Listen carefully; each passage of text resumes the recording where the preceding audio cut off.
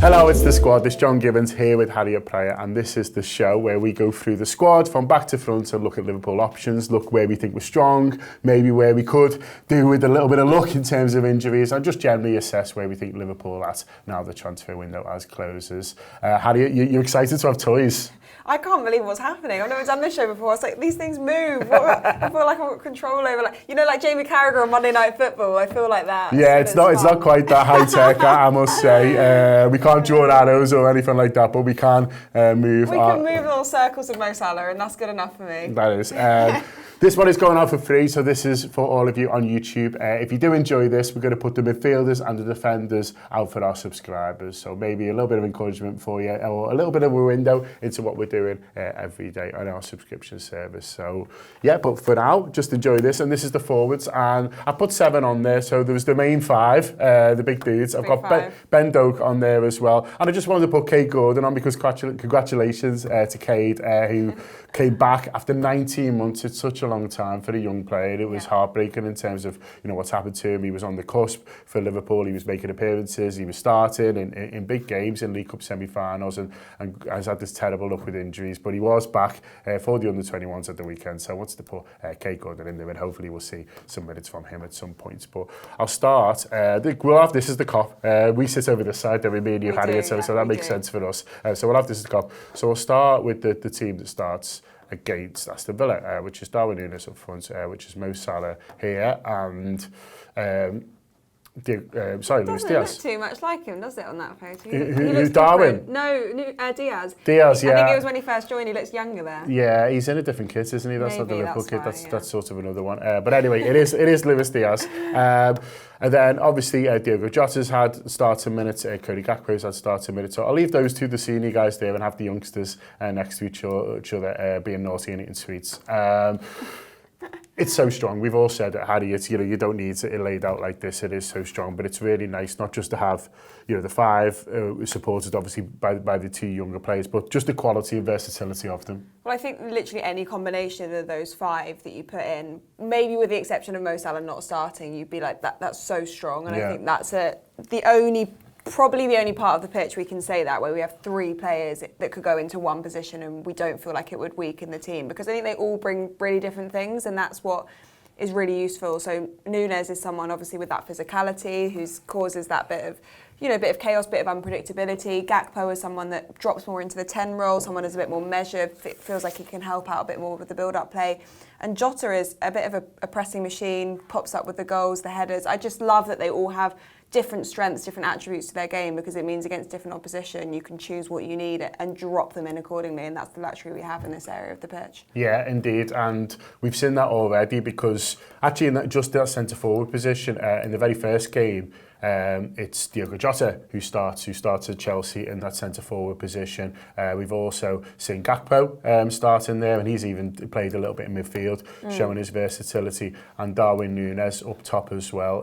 It's great that those 3. I don't think we'll see much of Salah and Diaz in that central position, largely because we don't need to. We've got 3 really good options there. But you feel like throughout the season the manager's going to rotate based on form, based on the opposition, based on the fact that there's going to be Thursday, Sunday and stuff like that. So he's got great options to go for there, and I don't think he's necessarily in his head. I don't know what you think, Harriet, whether this is my number 9 for the season. It's going to be who's playing well. Darwin comes off the bench, gets 2, okay, you get your start. But when we come back after the international break, and he's already talked about the fact that Darwin and Luis Diaz are over in South America, the fact that the second game always seems to be really late. It's like Wednesday, or Thursday morning at 2 o'clock or something like that. Come back and have to play football, yeah. So the fact that we're able to do this for Wolves, and it's still really strong, is great.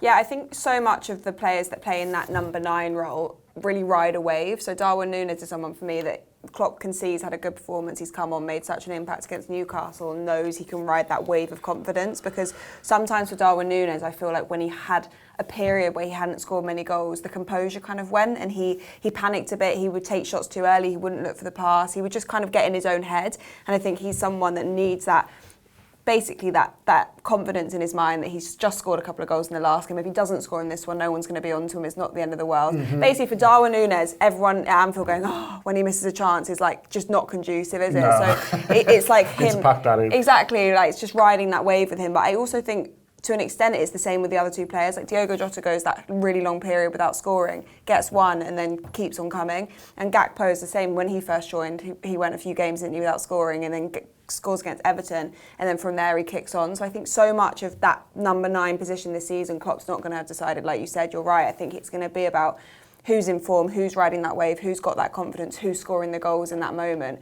And that's just who you go with. And then Núñez might drop off for a couple of games and you decide to bring someone else in. And that's the kind of luxury you have. And then when Gakpo's coming back in after a few games, he's proving himself because he's been left on the bench. And he's like, right, now I'm going to hit my consistency. I think one of the best things, I don't know if you agree, is the fact that they are all going to push each other so much to the levels where they have to train hard, they have to be on it. They can't let their levels drop for even a second, because for someone like Konate, he probably knows if he performs a 7 out of 10, he's getting his position. If Gakpo's putting in a 7 out of 10 and Darwin's training like an 8, he's out, isn't he? Yeah. And that's the great thing about that competition in that position particularly. Yeah, and the fact that there's plenty of games as well means there is opportunities to keep them happy, because competition for places is great and a big squad is great, but if you're just playing once a week and you get a settled team, then it's not long until one of the players, whoever it might be, is going to the manager and saying, listen, I need some more minutes, or might be looking to go in January. The fact that there is a lot of these games, listen, they'll all want to play in the big ones, but generally speaking, there should be enough games, especially if we go deep in the domestic cups as well, to keep them all happy. Well, yeah, and especially even the youngsters as well. Like if you're in Europe and you've qualified after 2 games or whatever, it looks like you're going to, you can drop them in and give them a bit of a free run, and that's great. I didn't actually touch on your kind of new formation with Jota and that on the left, and that is another thing as well. I think since Jota, I feel like the club have actively tried to bring him forwards who can play across the forward line. I think it's a bit different with Salah because he is just like that right-hand side, and even Elliot can drop into that role as well. He's obviously not on there because he's more of a midfielder.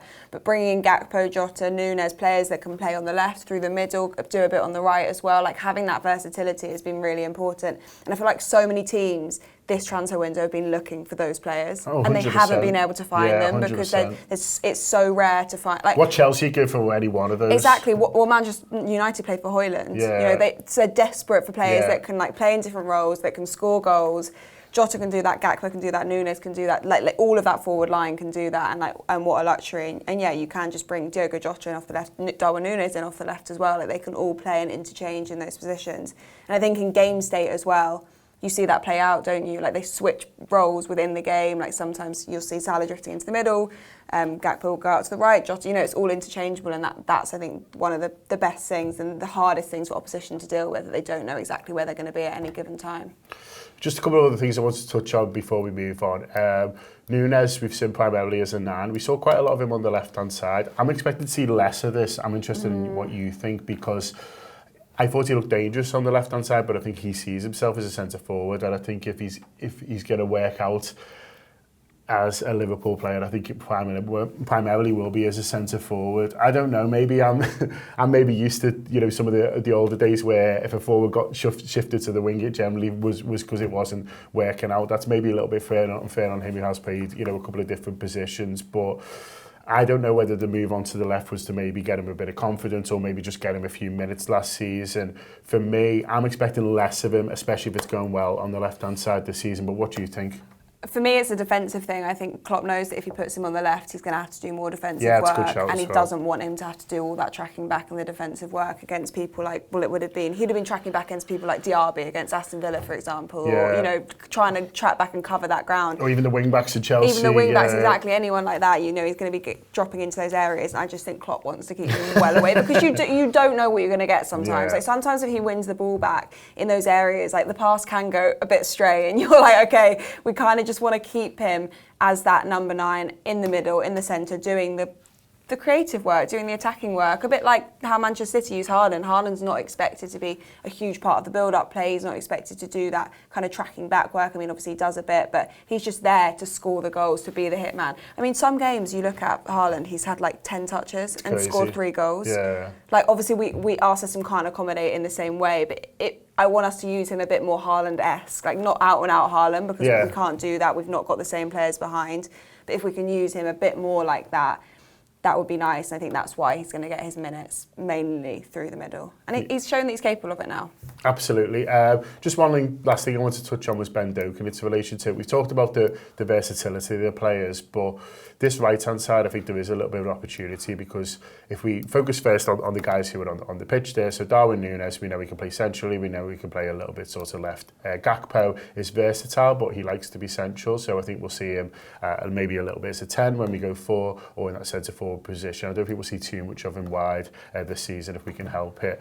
Mo likes to play over here, or maybe up front. I think Jota is generally front or left. I don't think he's been quite as effective on the right, but I think he's generally front on left. And Diaz we expect to see sort of predominantly over here. And so I guess what I'm saying is, although there's a lot of versatility, I think the right-hand side, there maybe is a bit of an opportunity for Ben Doak to have a season being Mo Salah's understudy, giving him a rest. And I think there will be games there for him. And so for young players, Harry, you always want to see a pathway, don't you? And you always want to see, okay, well, you don't necessarily want to be over-reliant on them, but you want to see that there's opportunities there for him to get minutes. And I think there is. And if I was Ben Doak, I'd be thinking, you know, obviously eventually he wants to be a Liverpool starter, but right now coming in, you know, when Mo needs a rest, or certain games where you don't want to be playing him Thursday, Sunday and stuff like that, I'd be looking at that and thinking, actually, there's plenty of games and certainly, you know, minutes on the pitch for me this season. Yeah, we're not sure Mo will like it. He didn't like it against Chelsea, did he, when Ben Doak got brought on for him, and we know why, because he's got that sort of mentality. But